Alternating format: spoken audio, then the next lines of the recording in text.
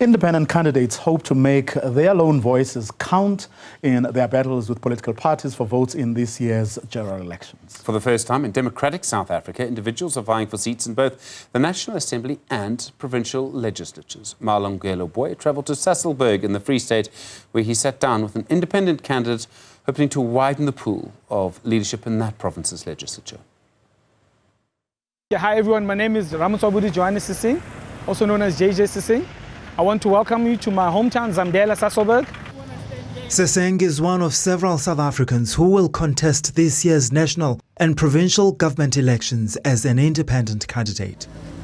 In the Free State, he's the only one gunning for a seat in the legislature. He says the dire state of his hometown of Sasolburg compelled him to contest the May 29 elections. It's buckling from illegal dumping and uncollected refuse, potholes, high levels of unemployment among the youth, people still living in homes with deadly asbestos roofs, and this building with millions of rands is now a white elephant. The former radio DJ believes it's his responsibility to improve the plight of his forgotten community. The collapse of local government. It's bad, you know.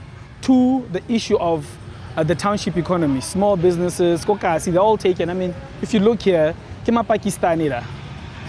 You know what I'm saying? Kima Pakistani da, they've taken over the township economy. Thirdly, small businesses just suffering, you know, government not doing what they need to do, not empowering young people, unemployment, right? And the fifth one, which is the most important one, and I really want us to dwell on this one, is the collapse of public health. It's clear Sising enjoys some support here. It took him less than 24 hours to collect the 1,000 signatures required by the Electoral Commission. They could vote for the ANC, they could vote for EFF, they could vote for the DA, but why should they vote for you as an independent candidate? So what's interesting is that the ruling party has been in power for 30 years. Yeah. And we know the promises they make every year, every election, you know, and they never deliver. We've given the chance. That's not true. Somebody's going to say that's not true. They have delivered in some aspects. In some aspects, but I can show you now. Here, there's no collection. There, you see this building? Let me show you that. You see that big municipality building? That's a white elephant. That building's been sitting like that for years. Money was spent, nothing's happening. You know, there's issues with contractors. I don't know. It's been years. Because of the decay, he says he could no longer sit on the sidelines while his community suffers.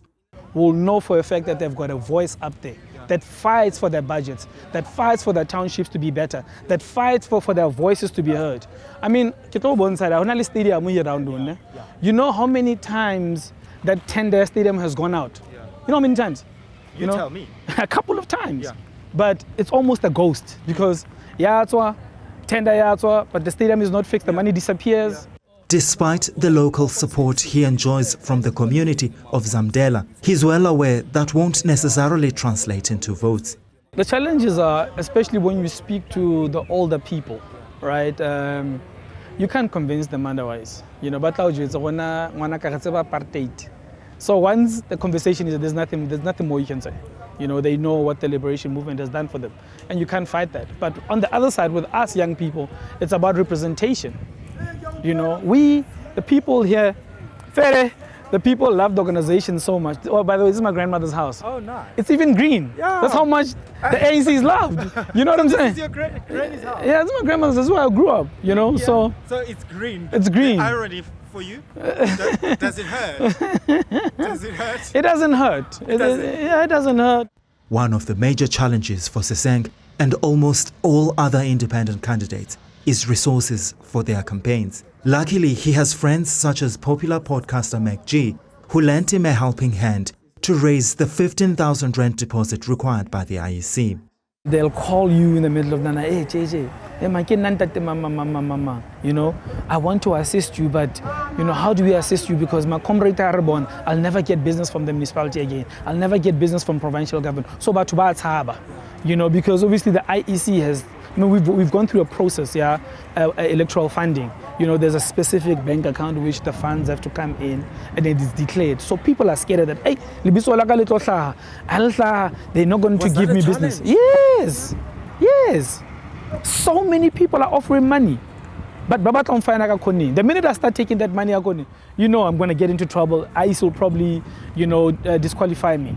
Despite the lack of campaign funds, Seseng remains hopeful he will secure enough votes from the people of the Free State to propel him to the provincial legislature, where he will work to improve the lives and livelihoods. For Newsroom Africa on Channel 405, I'm Malungelo Boy in Zamdela.